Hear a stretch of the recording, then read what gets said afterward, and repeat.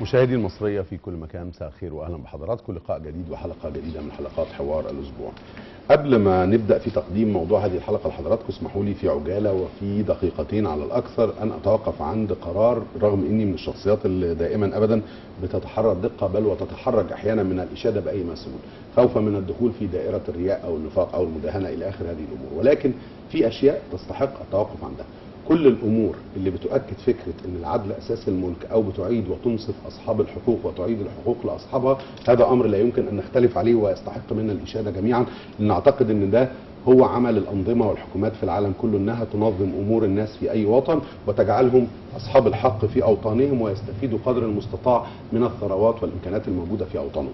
لهذا السبب الخبر اللي تم تداوله في الأيام الأخيرة يستحق منا التوقف وتقدير هذا الموقف من النظام الحالي ومن الرئيس عبد الفتاح السيسي بفكرة إعادة النظر والتوجيه، وأن يأمر الحكومة بسحب الاستشكال المقدم ضد أصحاب المعاشات.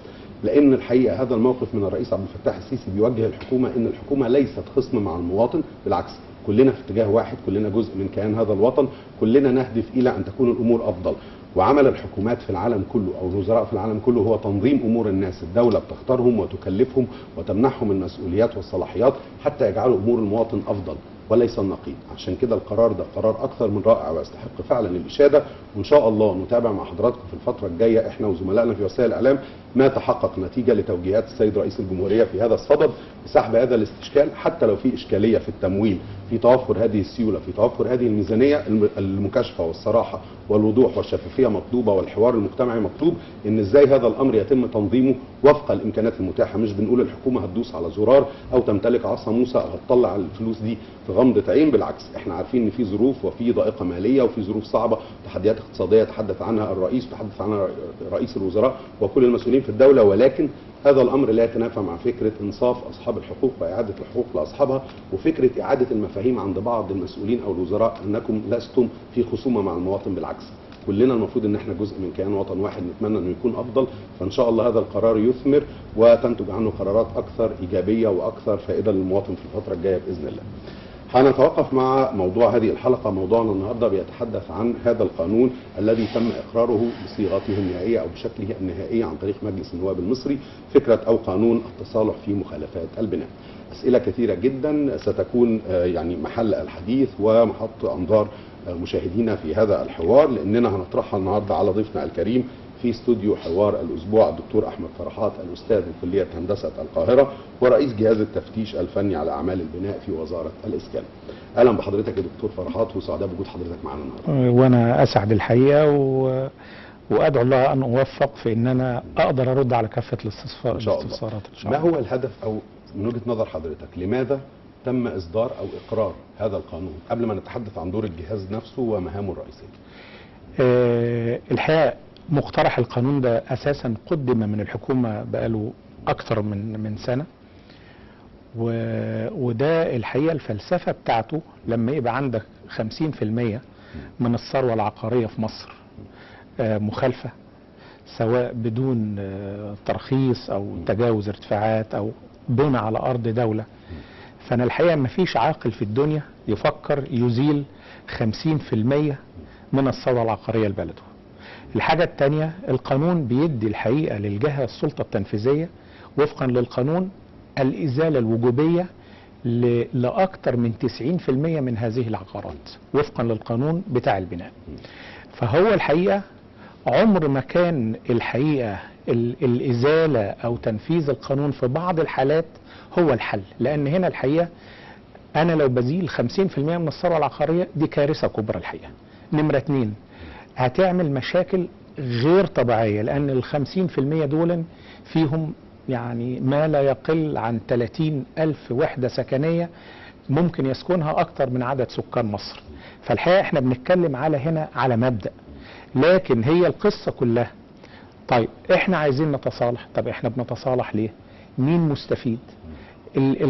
في ناس تفكر يقول لك ده الدولة هتستفيد عايزة فلوس، بس الكلام ده قد يكون نسبيا مظبوط، بس الأصل في الموضوع المواطن هيستفيد. المواطن هيستفيد ايه؟ أول حاجة العقار بتاعه ده بعد التصالح اللي هو كان قبل التصالح قيمته مهدرة، اولا القيمه بتاعته هتزيد جدا. الحاجه الثانيه المرافق اللي هي مش عارفه تدخل له سواء كهرباء او غاز او حتى الحاجات اللي دخلت له بالممارسه وهتقنن، والميه هيبقى ده بالنسبه له وضع كويس جدا. لو هو الحقيقه عايز يروح ياخد قرض النهارده من بنك، عايز يعمل اي حاجه، برضو الوضع هيبقى مختلف جدا. فهنا المواطن نفسه الحقيقه استفاد استفاده كبيره جدا. الدوله استفادت ايه؟ بس قبل ما اقول الدوله استفادت، سبب المشكله عملت للدوله ايه نفسها. يعني الحقيقه هذا الكم من العقارات بوظ لي الانفراستراكشرز او البنيه التحتيه للبلد كلها. سواء انا بتكلم على كهرباء، سواء انا بتكلم على غاز، سواء انا بتكلم على صرف صحي، بتكلم على ميه.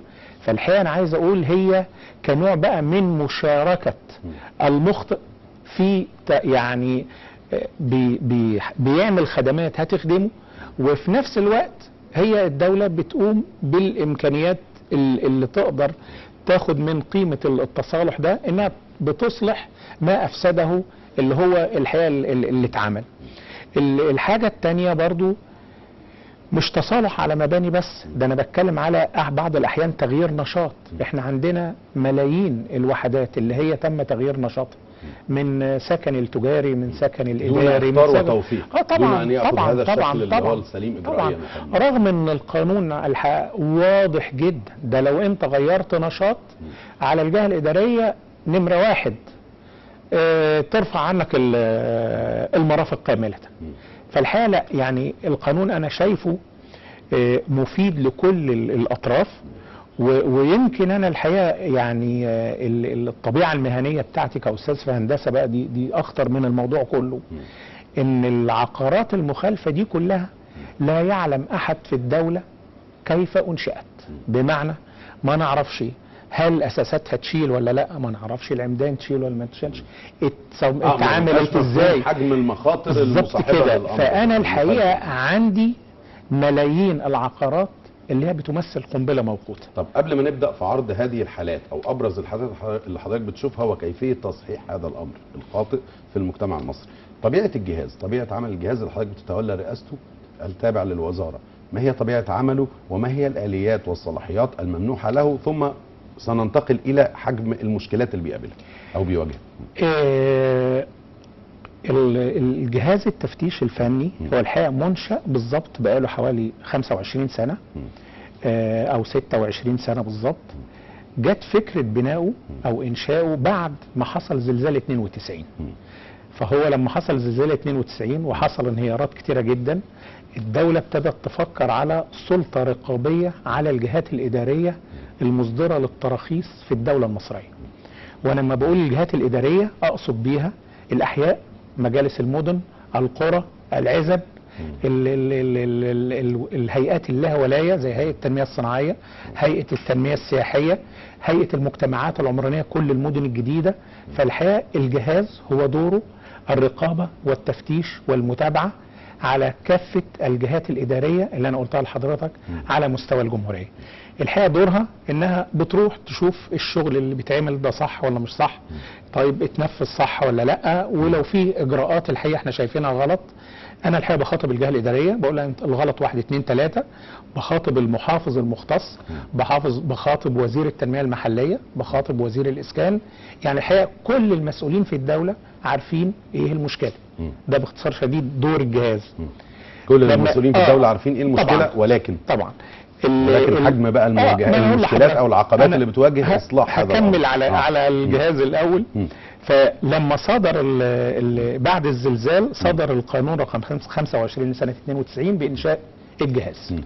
بعده طلع القرار الجمهوري رقم 29 سنه 93 مدي المهام من الجهاز. كل افراد الجهاز معاهم ضبطيه قضائيه، ومدي بكاتب مظبوط ايه اللي يتعمل بالظبط من اعضاء الجهاز. وهو زي ما انا قلت لحضرتك هو تفتيش ورقابه ومتابعه على كافه الجهات الاداريه. كلهم معاهم سلطه الضبطيه القضائيه، بيقدر يروح يتحفظ على اي حاجه، يروح الموقع زي ما هو عايز. والحقيقه جهاز التفتيش نفسه وفقا للماده الرابعه في القرار رقم 164 لسنه 96 الخاص بتنظيم وزاره الاسكان، بيقول ان في 11 هيئه تتبع وزير الاسكان والمرافق مباشره. احدهم جهاز التفتيش. شأنهم الحقيقة شأن هيئة المجتمعات العمرانية، الهيئة القومية للصرف الصحي، ومركز بحوث الإسكان والبناء، الجهاز التنفيذي، كل 11 هيئة من ضمنهم الجهاز. فاحنا نتبع وزير الإسكان مباشرة. ده باختصار عمل الجهاز. الجهاز كل ما لديه من أدوات هو حوالي 100 شخص، منهم حوالي 45 مهندس. ده بيشتغل على مستوى محافظات مصر كلها؟ على مستوى الجمهورية كلها، وحوالي 20 محامي، وفي عندنا الإداريين والسائقين، يعني كل اللي موجودين 100. ولكننا لا نشتكي، والحقيقة الناس بتؤدي أعمالها على أكمل وجه. الحقيقة هم كانوا يحتاجوا نوع من الدعم المعنوي والنفسي. انا الحقيقه في ظهرهم جدا دلوقتي. تقصد يعني تحسين احوالهم الوظيفيه كمان والماديه؟ طبعا هي مشكله ان هم كلهم منتدبين. القرار الجمهوري ان هو عايشين على الانتداب. بس انا كمان اشعر في كلام حضرتك، يعني صحح لي اذا كنت اخطات، ان حضرتك بتتمنى زياده عدد الموارد البشريه او القوى البشريه اللي بتعمل معاك في الجهاز. مش محتاجه كلام. انا الحقيقه لما مسكت الجهاز من حوالي سنه و5 شهور، اول طلبته من الدكتور مصطفى مدبولي، قلت له انا عايز 30 او 40 مهندس. الحقيقه عاودت الطلب للدكتور عاصم الجزار من حوالي اسبوع تاني، والحقيقه انا قلت انا عايز مهندسين اوائل خريجين حديث التخرج، لسبب انا الحقيقه مقتنع بيه بنسبه 100%. انا عايز اشجع الشباب، عايز ولاد صغيره يبقى عندها انها الطاقه وعايزه تشتغل، ناس عايزه تاكل عيش، ناس عايزه انا اعلمها صح، مش اجيب ناس متوغله يعني تبوظ لي الجهاز. انا عايز ناس تنشأ على اساس صحيح واساس سليم. لكن اللي انا عايز اقوله، برغم ما لدينا من امكانيات، الجهاز بيقوم بالدور المنوط به على اكمل وجه. ولو انا الحقيقه اقول لحضرتك، عفوا معنى كلام حضرتك دلوقتي في النقطه اللي فاتت، ان حضرتك بتحاول تعمل طول الوقت تنقيه لافضل العناصر، او عدم محاوله او اتاحه المجال لبعض العناصر اللي حضرتك تعلم انها خدت على الممارسات الفاسده انها تكون جزء من الجهاز. مش محتاجه كلام. عشان ممكن يعطلوا شغلكم كله. مش محتاجه كلام. اصل انت الحقيقه كسلطه رقابيه لازم ان تكون عفيف النفس وتعلو على كل شيء، والا بتهدر كفرد في النهايه مجهود الدوله كله. مزبوط. لو انت كرقيب فسدت بالظبط يعني. بالظبط. وانا بقول لحضرتك، انا يمكن الحقيقه مدي دعم معنوي ولوجستي غير طبيعي لكافه اعضاء الجهاز، لان اي واحد منهم لما بينزل اي حي او اي مجلس مدينه وبتحصل مشكله معاه، فبيكلمني بالتليفون في خلال دقائق بكون عنده. يعني الحقيقه يعني الامور الناس شغاله الحقيقه بصوره غير طبيعيه، وبنؤدي الحقيقه العمل المنوط بيه لينا. بس المشكله الوحيده اللي هو الديلي، التاخير شويه. يعني الحقيقه الحاجه اللي ممكن تتعمل في اسبوع، احنا بنعرف طبعا ماده لو حضرتك عايز تعلق عليها دلوقتي، بعض الازالات، بعض الاعمال اللي تمت والمجهودات اللي تمت في الفتره اللي فاتت لازاله هذه المخالفات، احنا بنتابعها مع حضرتك، واحنا بنسمع هذا التوضيح عن امور كثيره. فيا ريت لو حضرتك تعقب ايضا على المجهود اللي بيتم وكيفيه تنفيذ اعمال القضاء على المخالفه او اعمال الازالات بالشكل السليم قانونا. هو الحقيقه موضوع الازالات ده الحقيقه الدوله جاده جدا جدا جدا الفتره دهيت، ويمكن الحقيقه يمكن ازدادت جديه بعد ما الرئيس كان في اسكندريه وعلق على هذا الموضوع الحقيقه. واحنا الحقيقه عشان نساعد على الاستراتيجيه دي، احنا قدرت اعرف ايه المشاكل اللي موجوده في كل محافظه، وعملت زيارات لحوالي 13 محافظه في كامل ربوع الدوله، وكنت بروح بقعد مع معالي المحافظ السكرتير العام، وبطلب كل رؤساء مجالس المدن وكافه المهندسين التخطيط والتنظيم في المحافظه، كنت بجيبهم مع فريق الجهاز اقول لهم ايه المشاكل اللي موجوده في المحافظه وازاي نتغلب عليها وازاي نقتل المخالفه في المهد. ومش كده، لو حتى ما شفتهاش في حقوق للدولة لازم تعملها، من ضمنها ايه القرارات المخالفات اللي انت تعملها، ايه قرارات الازالة والتصحيح اللي انت تعملها، في غرامة يومية لو صاحب العقار المخالف ما ازالش المخالفة. ابتدينا بقى نوضح الامور دي لكل الناس. هل افهم من كلام حضرتك انه القوى البشريه الموجودة اللي حضرتك اشرت اليها وهي محدودة في العدد في الجهاز، هل بتتبعها كل الموارد البشريه الموجوده في الاحياء في كل المدن والمحافظات ولا لا؟ يعني هل يقدروا ينفذوا مهام بتكليفات من الجهاز ولا يعني لا عشان تقدروا تغطوا الجمهوريه كلها؟ الجهات الاداريه تتبع وزاره التنميه المحليه. تمام. الجهاز يتبع وزاره الاسكان. لا ما ده معروف مش النسق الاداري. انا سلطتي رقابيه عليهم. انا كل الحقيقه التعامل اللي بيحصل ان انا احيانا لما بتقدم لي شكوى من مواطن او انا بروح افتش على الشغل اللي هو بيعمله الحقيقه، كل اللي هو بيساعدني فيه ان هو بيديني الملف بموجب الضبطيه القضائيه، صوره طبق الاصل من كافه المستندات، بياخد الفريق العمل لحد الموقع علشان فريق عمل من الجهاز من القوى اللي حضرتك طبعا يعني علشان يوريه الموقع.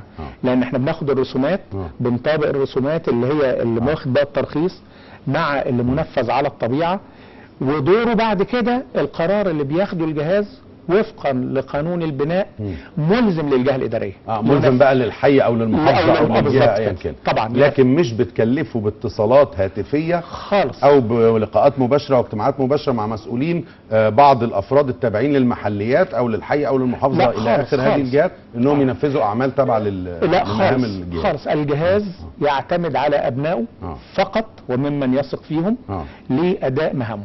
لكن لا يمكن اللي انا براقبه هو اللي يعمل لي الشغل. يعني هنا غير منطقيه لان ده تضارب في الامور في المهام او في التكليفات. فحضرتك والقوه التابعه للجهاز جهاز التفتيش هو القوه دي اللي بتنفذ بنفسها ثم يصدر القرار او التقرير النهائي اللي هو بيلزم الجهه الاداريه للتنفيذ. مظبوط. هل بيتم متابعه بقى استجابه الجهه الاداريه ولا التزام من عدم ولا لا؟ انا عايز مهام كثيره لا انا عايز اقول لحضرتك دي من ضمن الحاجات اللي انا فعلا من خارج الصندوق عملتها.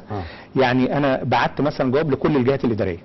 قلت له انا بعت لك في 2018 المشاكل 1 2 3 و4 رد عليا قول لي انت عملت ايه في الحاجات دي مدعما بالمستندات وصلت لايه؟ نفذت كام؟ نفذت ايه؟ قرار. وعلى فكره عشان برضه اكون اكثر يعني دقه، في بعض الجهات ردت عليا وقالت لي انا نفذت بما فيهم مثلا حد اشتكى وواحد واخد دور مخالف غلط، فاحنا لما نزلنا لقينا الدور المخالف لازم تسحب الترخيص والراجل لم يشرع فالجهه الاداريه ردت عليا وقالت لي احنا خلاص لغينا الترخيص.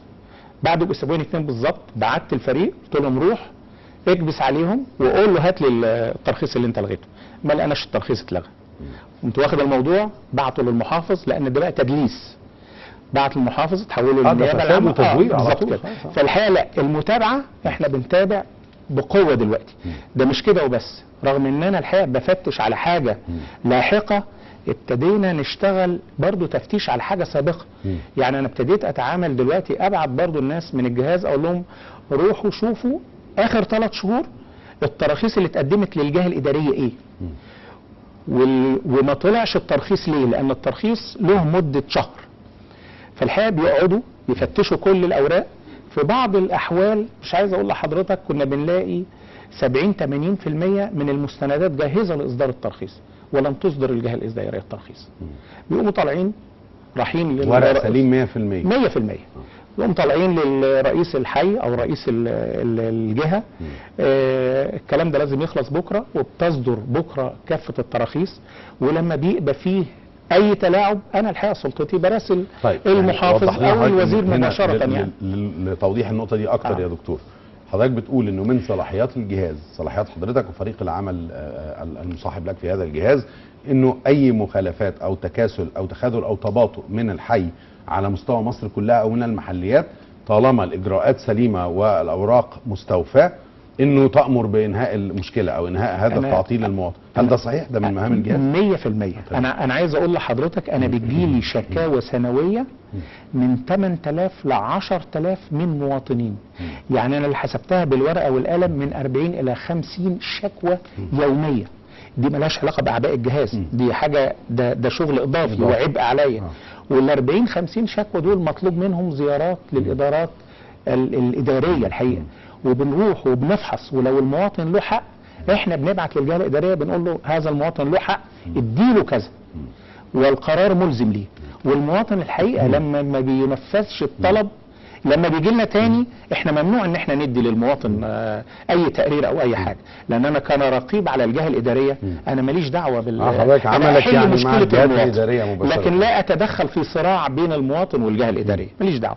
انا دوري بنصف المواطن عند الجهه الاداريه. إذا لم تنفذ الحاجة اللي احنا أخذنا فيها القرار بيعاود تاني، وبرفع الأمر للمحافظ على طول المختص.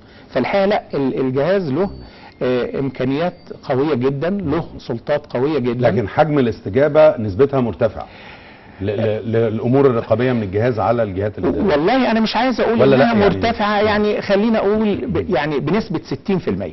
يعني ده الاستجابة يعني لبعض الأماكن. لأن عفوا للمقاطعة يا دكتور، احنا لازم نتوقف الآن مع حضرتك ومع مشاهدينا مع هذا الفاصل، ثم نعود لاستكمال الحوار. تابعونا إن شاء الله. اهلا بحضراتكم مره ثانيه مشاهدينا، ما زلنا معكم من خلال حوار الاسبوع، ونجدد الترحيب بالدكتور احمد فرحات، الاستاذ بكليه هندسه القاهره ورئيس جهاز التفتيش الفني على اعمال البناء والتابع لوزاره الاسكان. دكتور احمد اهلا بحضرتك مره ثانيه. يا ريت قبل ما ننتقل لامور اخرى تتعلق بالاحصائيات على حجم التجاوزات والمخالفات الموجوده في هذا الشان، اننا هل في نقاط اخرى تتعلق بعمل الجهاز بعيدا عن النقطتين اللي حضرتك اتكلمت عنهم، التفتيش هو انا يمكن قلت لحضرتك هو العمل الاصلي هو التفتيش والرقابه والمتابعه على الجهات الاداريه، ودول تقريبا احنا بناخد عينات عشوائيه من كل محافظه كده بمعدل هقول 100 رخصه شهريا الحقيقه. وبنعينهم ونشوف ايه المشاكل واتخذت اجراءات ولا لا. في شكاوى يوميه زي ما انا قلت لحضرتك بمعدل من 40 الى 50 شكوى، ده لازم برضو بنروح الجهات الاداريه ونفحصها. الحقيقه كل الحاجات اللي احنا بنلاقيها خطأ وبنبعتها للمحافظين، عاده المحافظين بيقوموا باعتينها للنيابه العامه او النيابه الاداريه حسب حجم الجرم اللي موجود، وبعد كده النيابات الإدارية والنيابة العامة بتستدعي الجهاز بالإضافة إلى استدعاءات أخرى من النيابات. لو في شكاوى مباشرة بتروح للنيابات. أنا بقول لحضرتك بيجي لي طلب سنوي مش أقل من 1500 استدعاء نيابات، بمعنى من 6 إلى 8 نيابات يوميا. يعني لازم أفراد الجهاز من 6 موزعين على مستوى الجمهورية. ونظرا للعبء الرهيب ده الحقيقة يمكن أنا زرت رئيس من 6 إلى 8 نيابات، يروحوا 6 أو 8 نيابات يوميا، ده بالاضافه للاعباء بتاعتهم. علشان لما لقينا العبء زاد علينا، حتى رحت قابلت معالي المستشاره رئيسه هيئه النيابه الاداريه، قلت لهم يعني رفقا بينا خلوا حتى الاستدعاء تبقى جنبنا في نيابه الجيزه. والحقيقه يعني الناس رائعين وفاضلين، خلوا الاستدعاءات تبقى جنبنا، تبقى العمليه توفيرا للوقت والجهد وعشان يتيحوا الوقت ده العمل. عندي بيجي لي تكليفات من جهات رقابيه، سواء الرقابه الاداريه، اداره الرشوه والنفوذ في وزاره الداخليه، لما بتروح شكاوى للرقابه الاداريه، الرقابه الاداريه مش هتفحص، بتفحص، هتبعت لي افحص الملف وانا ببعت لها الكلام ده. فاللي انا عايز اقوله ان الجهاز مش قايم على دوره بس، هو قايم على دوره وعلى يعني مش عايز اقول 10 امثال اللي هو بيقوم بيه. وايضا تعاون، يعني مهام اخرى بتجرى بالتعاون مع عدد من الهيئات في مصر. ده حقيقي، ده حقيقي. عمل بشكل منفصل. وانا الحقيقه يمكن من منبر حضرتك انا بشكر فعلا الساده الزملاء في الجهاز، لان هم بيبذلوا مجهود غير طبيعي، واتحدى لو حد يجي ياخد اجرهم ويشتغل ربعهم. حضرتك بتقول ان من الجهات اللي في تنسيق دائم بحكم طبيعه العمل وطبيعه الدور الرقابي بينها وبين الهيئه اللي حضرتك بتتولى رئاستها او الجهاز اللي حضرتك بتتولى رئاسته، جهاز التفتيش على الفني على اعمال البناء، الرقابه الاداريه والنيابه الاداريه. صحيح. من الجهات اللي في تواصل معاها طول الوقت. طبعا. طيب خلينا ننتقل لبعض الاحصائيات، لو حضرتك حابب تستعرض مع الساده المشاهدين بعض الارقام عن حجم المشكلات الموجوده في المجال ده وحجم المخالفات. عايزين ناخد امثله لها. والله بص حضرتك، لو احنا الحقيقه كان فيه تقرير راح من وزاره التنميه المحليه للاستاذ الدكتور علي عبد العال رئيس مجلس النواب، كان حاصر هو عدد العقارات المخالفه في جمهوريه مصر العربيه في الفتره من 1/1/2000 للفتره 15/9/2017 بحوالي 3 مليون عقار، وده رقم مذهل. وهذا الرقم بيقبل الحقيقه يشمل فقط البناء داخل الأحوزة العمرانية، لا يشمل البناء على الأرض الزراعية. لكن أنا الحقيقة كنت عرفت إن التعبئة والإحصاء كانوا قايلين إن عدد على العقارات في مصر حوالي 10 مليون نصهم مخالف. فانا الحقيقه لو شلت بس ال3 مليون من النص يبقى انا اتوقع على الارض الزراعيه بخلاف اللي في الاحوزه العمرانيه. بالظبط كده.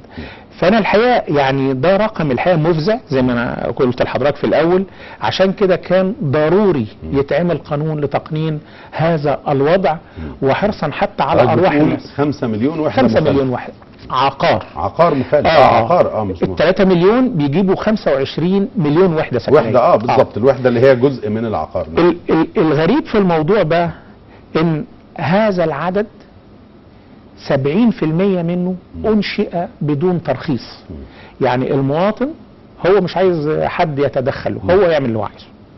16% من هذا العدد تجاوز حدود الارتفاعات، سواء هو علّى لوحده او كمل ومحدش وقف له في السكه. 2% تعدي على خطوط تنظيم، يعني على الشوارع. 6% بناء على ارض الدولة او الارض اللي هي خاضعة لحماية الاثار. لو حسبت النسب دي هتلاقي 95% يا اما بدون ترخيص، يا اما على ارض دولة، يا اما تعدي على الشوارع. طب عفوا، ال 6% اللي هي تعدي على او بناء على ارض الدولة ده كان امتى تاريخها؟ يعني فترة قريبة ده من في حملة ضخمة جدا الدولة بتستفيد منها دلوقتي. تمام، من 2000 لحد 2017 هي يبقى ممكن تكون دلوقتي في تغير في ده للافضل. طبعا هو دلوقتي البناء على ارض الدوله او الكلام ده ما هو طرحت فكره التصالح اللي هو عايز يقنن وضعه، اللي هو في ارض اللجنه اللي كانت شكلت علشان الاراضي والقصص دي كلها. الحقيقه 5% فقط هم الحقيقه اللي كانوا بيعملوا تراخيص. يعني 5% فقط من العقارات في مصر هي اللي كانت بتقدم على تراخيص. فطبعا ده رقم الحقيقه مزعج. اللي احنا قلنا دلوقتي ان ال3 مليون عقار وفي 2 مليون عقار كمان في الارض الزراعيه. مش عايز اقول لحضرتك صدر قرارات ازاله ل 87% منهم، يعني 90% منهم. دي قرارات وجوبيه ازاله، ودي سلطه المحافظ المختص ولا يخضع فيها لاي احكام. طبعا حضرتك تقريبا فكره من ال 90% دي كام ازاله اتنفذت؟ نسبة 25% تم ازالتهم من ال 90%. وما تبقى 75% لم يتم ازالتهم، اللي هم حوالي 2 مليون عقار ده في الاحوزه، وما اتزالوش لسبب من 4 اسباب. يا اما دراسات امنيه ده 45%، يا اما نزاعات قضائيه دول 7%، يا اما في بعض منهم مشغول بالسكان ودول حوالي 40%، وفي حاجات تانية بقى متجمعة مع بعضها حوالي مثلا 8%. والاغرب ما في الموضوع ان انا عندي حوالي 44,000 عقار صادر لهم قرارات ازالة بسبب الخطورة الداهمة. والخطورة الداهمة دي تعني انه يمكن ان يسقط في اي لحظة. التقارير بقى الفنية اللي خاصة بالعقار بتقول كده ان في خطر. بالظبط كده. لو احنا الحقيقه قلنا المحافظات، طيب فين انا عايز اشور فين المحافظه اللي هي فيها مشكله كبيره؟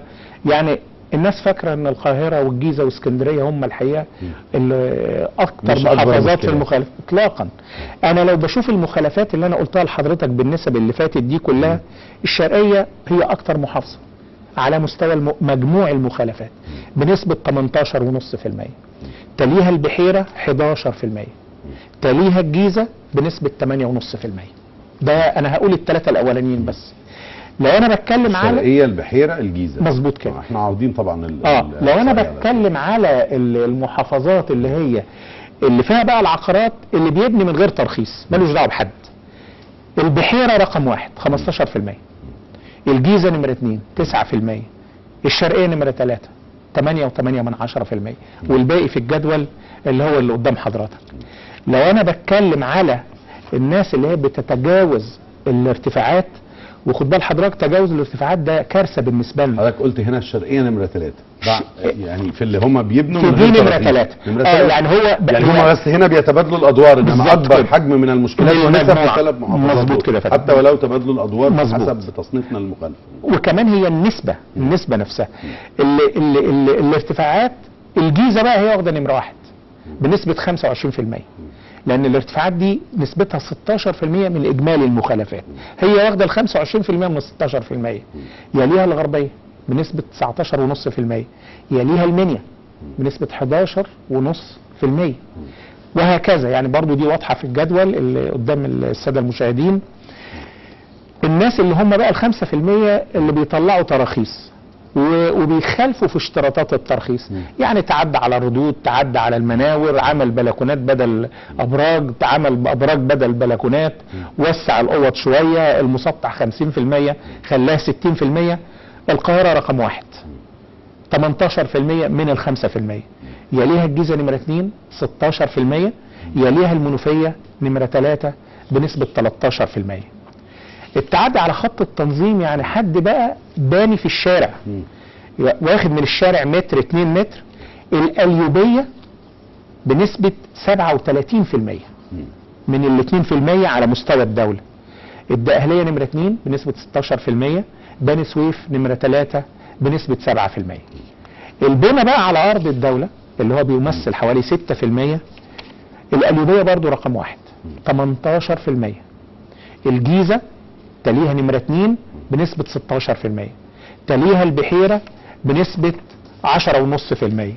فمع هذا الكم الهائل من المخالفات ما كانش فيه وسيلة ترتضيها الدولة لأنها تقنن وضع لصالح مواطنيها ولصالح مصالحهم ولصالح أمانهم الإنشائي ولصالح الدولة نفسها في إصلاح البنية التحتية إلا بصدور هذا القانون. كيف يخدم هذا القانون الصالح العام أو يساعد على تصحيح هذه الأوضاع الخاطئة؟ إيه البنود اللي حضرتك شايفها في القانون ممكن تؤدي لهذا الدور؟ الحقيقة هو القانون مكمل لبعضه. هو عبارة عن 11 مادة. المواد من 1 ل9 هم الأساسيين. المادة 10 اللي هي بتدي لرئيس مجلس الوزراء إصدار اللائحة التنفيذية للقانون بعد عرض وزير الإسكان، بعد على أساس أنها تتعمل اللائحة التنفيذية في خلال 3 شهور من تاريخ صدور القانون. دي المادة 10 فمش هنتكلم فيها. والمادة الأخرانية اللي هي النشر اللائحة التنفيذية اللي هي لسه هتعلن يعني بالظبط كده. والمادة الأخرانية النشر في المادة. احنا عايزين نتكلم احنا هو الحقيقة واضح جدا القانون. يعني أنا الحقيقة لو بقول المادة الأولانية بتقول إيه؟ المادة الأولانية بتقول هو أنا بتصالح مع إيه وما بتصالحش مع إيه، علشان يبقى كل واحد عارف اللي عليه فيها بهذا الأمر أو عدم التصالح. بصفة مبدئية ان اي حاجة ممكن التصالح عليها بما فيهم تغيير النشاط، بس تغيير النشاط بقى في المناطق التي لم يصدر لها مخططات تفصيلية. يعني ايه برضو مخططات تفصيلية؟ وزارة الاسكان عملت مخططات استراتيجية لكامل ربوع الدولة المصرية، والمفروض وزارة التنمية المحلية دورها كانت تاخد المخططات الاستراتيجية دي وتمسك كل محافظة حتة حتة كده وتعمل مخططات تفصيلية. في مناطق حتى اللحظة اللي احنا فيها رغم ان القانون صدر 2008 والمخططات الاستراتيجية من 2008 ولا من 2009 ما تعملهاش مخططات تفصيلية. طب اللي ما تعملوش مخطط تفصيلي يقدر يتصالح في تغيير النشاط. ده مجمل الموضوع. طب ايه اللي انا ما تصالحش فيه؟ الحاجة الاولانية الاعمال التي تخل بالسلامة الانشائية. انا عندي مبنى غير امن انشائي على صاحبه او الناس اللي ساكنة فيه، لا يمكن. هنا بقى السلامة الإنشائية جاية في بند تاني يتعمل إزاي. وبرضو لما نيجي نعمل اللائحة التنفيذية هنحط ضوابط لعمل. طب خلينا هقول لحضرتك خلينا ناخد العناوين اللي حضرتك عايز تركز عليها ومنها ما يحتاج إلى شرح أو توضيح عشان الوقت يتسع لها كلها. هنخلي حضرتك تشرحه وتوضحه للسادة المشاهدين. حضرتك قلت الحالات بقى التي يحظر فيها التصالح. السلامة الإنشائية. السلامة الإنشائية، التعدي على خطوط التنظيم اللي هي الشوارع، الطراز المعماري المميز، العمارات او العقارات الفيلات اللي هي مسجله طراز معماري مميز والحقيقه تم هدمها لا يجوز التصالح عليها، لان دي وفقا للقانون لازم تاخد ترخيص بنفس المسطح وبنفس الارتفاع لمده 15 سنه كعقاب لان هو تحدى الدوله. البند اللي بعد كده قيود الارتفاع اللي هي تتعارض مع سلطه الطيران المدني او هيئه عمليات القوات المسلحه، لان طبعا ده امن قومي ما فيهوش هزار. اللي بنى على الارض المملوكه للدوله، لان هو بنى على حاجه مش ملكه، حاجه مش بتاعته. برضو البنى على الارض الخاضعه لقانون حمايه الاثار اللي هي الحقيقه برضو ارض دوله. تغيير الاستخدامات للمناطق التي صدر لها مخططات تفصيليه. هنا بقى انا ده كاني مش هتصالح مع تغيير الانشطه التجاريه والاداريه الاستخدامات في المنطقه اللي صدر لها مخططات تفصيليه، اللي بتقول خلاص النشاط كذا ومحدد. اخر حاجه وانا اعتقد يمكن دي اللي تهم الناس كتير جدا، اللي هي البناء خارج الاحوزه العمرانيه، اللي هو المقصود بيها الحقيقه الارض الزراعيه. هنا الحقيقه يستثنى من البناء خارج الاحوزه، يعني هو بيقول انا مش هتصالح مع بناء على ارض زراعيه، لكن يستثنى من هذا البند 3 حاجات. الحاجتين الاولانيين الحقيقه هم موجودين في قانون البناء اساسا، لو واحد عنده ارض زراعيه يقدر يبني على نسبه 2% منها، بس بياخد موافقه وزير الزراعه، ده اوتوماتيكالي بتمشي لوحدها. او المشروعات الحكوميه اللي هي بتتعمل على ارض زراعيه، ما دي يعني الدوله مش ما فيهاش مشكله. اهم حاجه بقى اللي هو الفقره ج بتقول ايه؟ الكتل السكنيه المتاخمه للاحوزه العمرانيه للقرى او المدن. ودي فسر يعني ايه المنطقه المتاخمه؟ المنطقه المتاخمه اللي هي جنب الاحوزه العمرانيه، اللي هي مقصود بيها 4 شروط الحقيقه، اعملها 4 شروط. اللي هي المباني المكتمله والمتمتعه بالمرافق، يعني واحد باني على ارض زراعيه مكتمله وفيها مرافق كامله، ده الشرط الاولاني. نمره 2 والمأهوله بالسكان، ده الشرط الثاني. والمقامه على مساحات فقدت مقومات الزراعه، هو الطبيعي انك انت اول ما تبني عليها فقدت مقومات الزراعه. والاهم من ال3 بنود دول ان التصوير الجوي اللي كانت عملته القوات المسلحه قبل 22/7/2017 يكون موجود قبل هذا التاريخ مش بعد هذا التاريخ. اذا توفرت ال4 شروط دول هيتصالح على الارض الزراعيه. يمكن انا يتصالح على المخالفه دي، يتصالح على المخالفه ويبقي على هذا المكان بالظبط كده.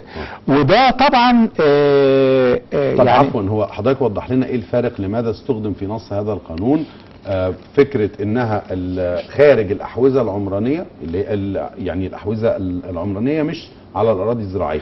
البند النقطه دي اللي حضرتك قلتها اخر نقطه في النقاط اللي هي حظر التصالح. الموضوع ده بسيط جدا لان هو وفقا لقانون المباني لا يجوز لقانون المباني السماح للبناء على ارض زراعيه. الشرط الوحيد في قانون المباني عشان اسمح لازم موافقه وزير الزراعه. هنا علشان تحل المشكله، لا بس ما انا هقول لحضرتك حسب ما اتذكر من بنود حظر التصالح. لا ما انا هقول لحضرتك هنا الحقيقه علشان اطبق قانون تصالح على اعمال بناء هيسبق القصه دي حاجه مهمه جدا، اللي هي هيصدر قرار من لجنه الاحوزه بقرار من وزير الاسكان علشان نضم المناطق دي للاحوزه العمرانيه. يعني الحقيقه انا هعملها على خطوتين. المناطق المتاخمه دي الاول هتضم للاحوزه العمرانيه، يبقى دخلت الزون بتاع المباني، وبالتالي يمكن التصالح عليه. التصالح عليه. البند 8 في المحظور التصالح بشأنه البناء خارج الاحوزه العمرانيه المعتمده. هل حضرتك شايف ان ده ادق او انسب من لو كان كتب البناء على الاراضي الزراعيه؟ لا هو الحقيقه هو مش عايز يعممها، بالعكس ده انا شايف كده اوقع. هو عايز يقول انا مش هتسامح او مش هتصالح على بناء في ارض زراعيه ما لم تنطبق عليه الشروط دي. يعني دي الشروط اللي هي هتصالح عليها في البناء على الارض الزراعيه، اللي هو انطبق عليها ال4 حاجات وتكون متاخمه وبعد ما نضمها للاحوزه العمرانيه. يعني دي قصه سهله وبسيطه جدا. ده فيما يخص البند الاولاني. فاحنا كده الناس كلها عرفت ايه اللي هتصالح عليه وايه اللي مش هتصالح عليه. طيب احنا وقتنا بينتهي والموضوع مهم جدا ولسه ما خلصناش كلامنا. فاحنا عايزين نوصل لاهم النقاط اللي حضرتك شايفها في دقائق قليله جدا، وفكره التصالح هيتم ازاي، وتقييم او حجم المخالفات كيف تقدر ماليا، ومن اللي هيكون عليه الزام بسدادها. يعني كل هذه الامور التنفيذيه الخاصه. طبعا لسه حضرتك قلت اللائحه التنفيذيه للقانون لسه انا مش هاخد اكتر من 5 دقايق هقول لك الكم بند الباقيين. الماده الثانيه بتقول انه كل جهه اداريه هنشكل فيها لجنه او اكتر من لجنه. دي اللجنه اللي هتدرس الطلبات بتاعه التصالح. اللجنه دي بتبقى عباره عن مهندس استشاري كبير و2 مهندسين وممثل من وزاره الداخليه. يبقى دي اللجنه اللي هتدرس التصالح. بعد كده اول ما اللائحه التنفيذيه هتصدر المدة اللي الناس ممكن تتصالح فيها هي مدة 6 شهور من خلال صدور اللائحة التنفيذية. اي واحد هيقدر يتقدم بطلب للجنة اللي انا لسه قايلها دي.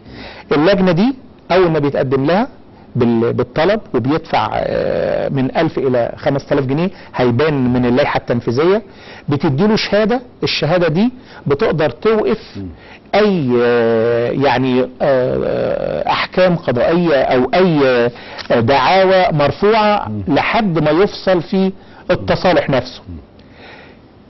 اللجان اللي احنا قلنا عليها من شوية صغيرين اللي هي هتشكل دي بعد ما بتاخد الطلبات مفروض ان هو احد ادوارها هتنزل تعاين المبنى. ده نمرة 1. نمرة 2 هتقول للمالك انا عايزة تقرير استشاري من مكتب استشاري، والتقارير دي زي ما قلت لحضرتك دي هيبقى عليها ضوابط بعد كده وداخله في قانون العقوبات علشان ما يدخلش فيها حاجة. اللي يشغل ناس كتيرة قيمة التصالح. قيمة التصالح وفقا لهذا الكلام هو هيتراوح على من 50 إلى 2000 جنيه. من 50 إلى 2000 جنيه طبعا للمتر. مش كل واحد هيشتغل بمزاجه، لا، ده المحافظ هيعمل برضو لجنة او اكثر من لجنة. ده الدول بيتكون من 2 من الجهة الإدارية و2 مقيمين عقاريين و1 من الخدمات الحكومية. لجنة متخصصة يعني. اللجنة دي بتقسم المحافظة إلى مناطق. بنقول إيه؟ المهندسين مثلا في الجيزة المتر الشائع كام في المية؟ الزمالك المتر الشائع كام؟ عملية تقييم للمناطق عادل لسعر المخالفة وللمنطقة المتر وفقا للمستوى الاجتماعي الخدمات. طب أخيرا عشان وقتنا ينتهي يا دكتور، عفوا أنا بس عايز أسأل حضرتك مرة تانية. حضرتك بتقول إن كل هذا الأمر يسري على أي مخالفة وجدت قبل تاريخ التصوير الجوي الذي نفذته القوات المسلحة وليس بعده. يعني النهارده اللي يسمع ان القانون ده صدر ويجري يبدأ يبني دلوقتي بناء لا خلاص لا يسري عليها فيما يخص الأراضي الزراعية قضي الأمر 22/7/2017 ده منتهي. بشكل عام باقي المخالفات لو واحد سمع حضرتك دلوقتي لا هو حضرتك دلوقتي في إجراءات الدولة ابتدت في المهد تمنع المخالفة. تمنع المخالفة. فده تعامل مع الواقع يحقق إيرادات للدولة ويعطي الأمور أو يقننها فيما ليس فيه خطر على حياة الإنسان. مظبوط زي ما حضرتك قلت أو مظبوط. وهيقيم زي حضرتك قلت أخيرا التقييم، ولكن الاستدلال على الشخص عشان لو لقينا ناس هم اللي عملوا البنى المخالف ده برضو مين اللي هيبقى مسؤول عن السداد للدولة؟ برضو أنا عايز أقول التصالح هو تصالح على مبنى. اللي بيتقدم للمبنى ممكن يبقى المالك وممكن قاطين العقارات قاطين الشقق على المنتفعين كلهم وقاطين الشقق يقدروا يرجعوا بقى بالقانون المدني على اللي ضحك عليهم وبعد لهم غير محتمل او امر غير موافق. تمام. نتمنى طبعا لسه هنتكلم اكتر في الفتره الجايه، ونتمنى ان اللائحه التنفيذيه تخرج بالشكل الذي يفعل هذا القانون بافضل شكل ممكن، وان يبقى له انعكاساته الايجابيه على ضبط منظومه العقارات ووقف عمليه المخالفات، او على اقل تقدير تقنينها والاستفاده بها قدر المستطاع فيما ليس فيه اي مخاطر على المجتمع او على صحه الانسان وسلامه المواطن المصري. بشكر حضرتك على وجودك معنا، شكرا جزيلا لك. دكتور احمد فرحات رئيس جهاز التفتيش الفني على اعمال البناء بوزاره الاسكان او التابع لوزاره الاسكان والاستاذ بكليه الهندسه جامعه القاهره، شكرا جزيلا لحضرتك. شكرا استاذ محمد. مشاهدينا بشكر حضراتكم على المتابعه. نهايه هذه الحلقه من حلقات حوار الاسبوع. شكرا لحضراتكم والى اللقاء.